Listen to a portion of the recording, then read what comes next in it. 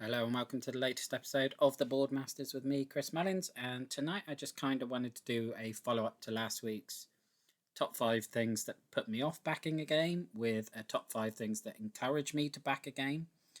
And this list was far harder. It was so much harder because coming up with things that stop me backing a game was relatively easy because pretty much all of those reasons that I outlined last week, as soon as they come up, I don't back. That's for the vast majority of the time. There are a few exceptions, but generally, it's much easier to be turned off by something than it is to be turned on, especially with the crowded marketplace we're dealing with at the moment. But these are the 5 that I managed to come up with. And the first one would be the company behind it, which is probably a common one. And probably isn't the best one necessarily, because the company's familiar doesn't mean that the game's been worked on by the same people. But generally, obviously, if you follow the channel at all, you know I'm a massive fan of Awakened Realms already. So anything that comes to GameFound, obviously with Awakened Realms these days, will be of instant interest to me. GameFound, Awakened Realms light titles haven't really interested me so far. It's only the traditional Awakened Realms ones. But yeah, anything they launch is going to appeal to me straight away. Similar with other companies, like Alley Cat Games is becoming one of them. I love Dice Hospital. I love Tinner's Trail. I've got Dice Theme Park on the way. So I'll hopefully have Dice Theme Park and Dice Hospital sort of comparison videos on the channel at the time. So anything that they produce is going to be of interest to me. And they're the main ones, really. There isn't really any other companies that appeal to me as of yet. Or Lucky Duck Games, I suppose, to a lesser extent. Second one, and I think this will probably be a more common one, will be the designer. Now, to be honest, at this point, the only name designer that really gets me interested in the game at the moment is John DeClaire. So I've got Dead Reckoning, which should be arriving in the next week or so.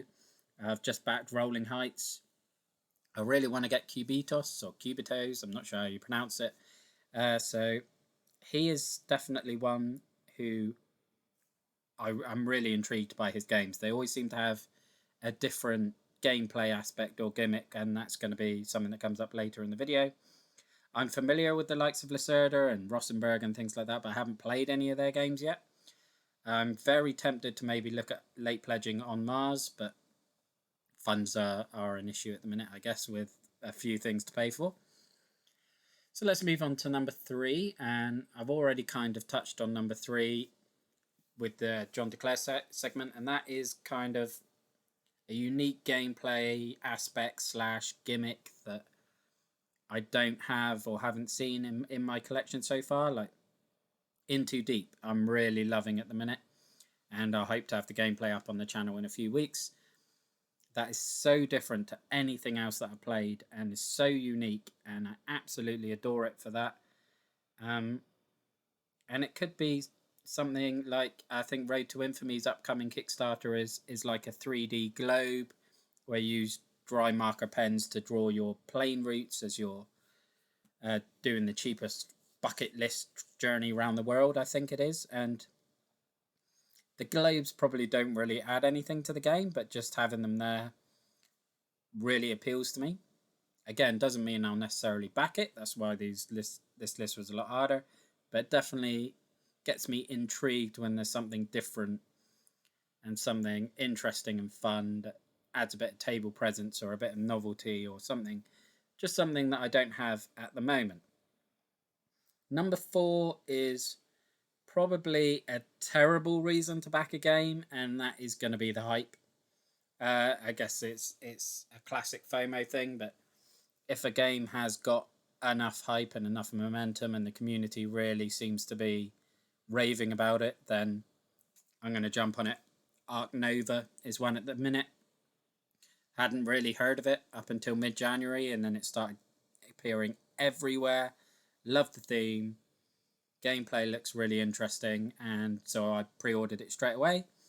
Other games like Endless Winter didn't interest me at all in terms of the gameplay or even the art style, but everyone I respect in this hobby was raving about it, so I jumped in on it. And another one at the moment is probably Earth, that's on Kickstarter at the moment. That just seemed to be exploding all over the BGG hotness. A lot of people in the hobby seem to be saying it's a better version of Terraforming Mars, which is an incredible statement to make. And yeah, when something is that highly thought of, I do not want to be missing out on it. It could be a terrible reason, because there could be a lot of hype for, I don't know, could be completely unfounded, but it's very fun and very exciting to find that out.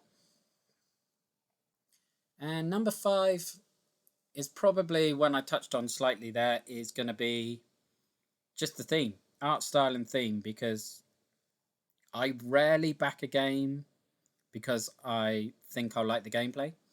And it may be because I am still relatively new to this hobby. I'm not able to read a campaign page and translate like the rule book or those step-by-steps. This is what you do, and then you do X, and then Y, then Z, and this is what happens. And I'm not able to translate that into knowing whether I'm going to enjoy playing that or not.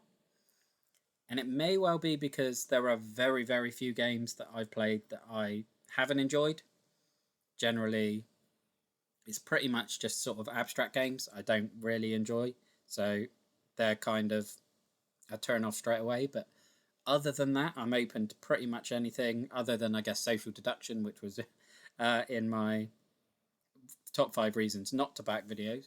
But pretty much everything else, I will give a try. I've enjoyed everything else that I've played. So yeah, the gameplay going through a campaign even just don't interest me. Even with gameplay videos like Kingdom Rush, I remember Quackalope and Board Game Co did a video together playing the newer one, Elements Unleashed, I think it was, and I thought it looked utterly tedious and boring. 2 of the most entertaining content creators around, and I thought that video was so dull and the game looked so uninteresting. But then I think it's just the way the game is. It just doesn't translate to the video. So again, I bought Rift in Time Retail. I'm probably going to be picking up Elements Unleashed in the late pledge. But again, it's just the theme. I really want a great tower defense game, and the art style is really nice. And primarily with so many of the games that I've backed, I've probably gone off on a massive tangent since I actually came up with number 5 with the theme and the art style. It is the art style and the theme in a campaign page that makes me want to back, not the mechanics and the gameplay. So things like Honeybuzz, instant back. As soon as I saw it, it was absolutely gorgeous. Same with Etherfields. I think both of those were actually more from unboxing videos from Quackalope. I got about 5 minutes through both of those and had to order them. Anything that appeals to me thematically, certainly things around wildlife like Endangered, Everdell I've bought off the back of that, Canopy, Earth to a lesser extent, although that is more of a hype thing. Things like that, I don't know. It may well be my naivety and my inexperience, but if the art style appeals to me and I think it looks gorgeous, I want it on the table. If it's got a great table presence, if the theme is something I love, like Dinosaurs, the Jurassic Park Legacy game that's upcoming is instantly appealing to me, purely because it's Jurassic Park, and I love that IP. It's why I got Dinosaur Island, it's why I got Dinosaur World, that's why I got Tiny Epic Dinosaurs. If it's got that theme running through it that I am invested in, that is an instant appeal to me. And that is my top 5 things that encourage me to back a game or buy a game, whether if it's retail or not, like Ark Nova. And again, very, very tricky list to come up with, because a game could probably have all 5 of those things and I still might not back it. Who knows?